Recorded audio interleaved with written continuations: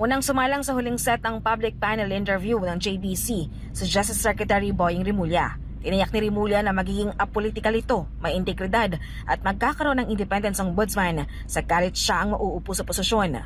Yan ay sa kabila ng pagkakaroon nito ng mga kaanak sa gobyerno. Ayon kay Rimulya, kailangan na may masampulan ng mga kurap. Sa media interview naman, muling nilinaw ng kalihim na pabor ito sa lifestyle check sa mga opisyal ng gobyerno at naging sa kanilang mga kaanak. I think that we can rely on the people of the Philippines to help government in advocating or in enforcing a lifestyle check. Yun ang taong bayan ang pwede magsabi kung ano nangyayari sa mga paligid nila.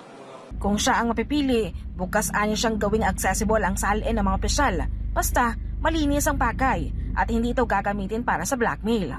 Basta yung taong humingi ng salin should write a letter of what the intention is. I think that's the most important thing. It should not be used for vilification purposes.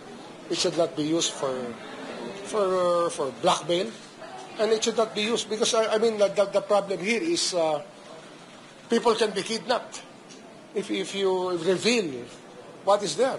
Sa tanong naman kung papaano nito matitiyak na hindi magagamit ang posisyon bilang political weapon, ayon sa kilihim, magiging patas siyang ombudsman.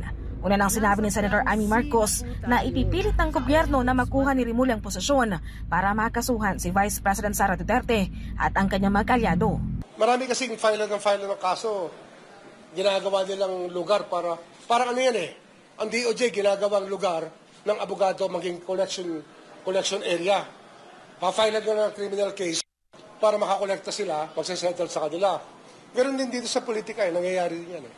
Sa politika naman, sinusubukan nila kunin yung side ng kabila para parusahan ng kalaban. The ombudsman has to be fair. Sa akin naman, it has to be fair. Hindi naman dapat weaponize. It should never be weaponized.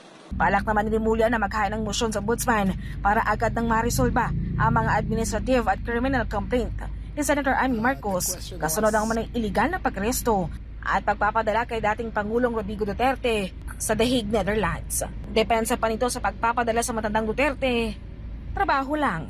Trabaho po namin yan eh, na to keep the country stable, to prevent violence, to prevent the happening of any untoward acts. And I think that we were able to peacefully bring him abroad to face the charges against him without hurting anybody.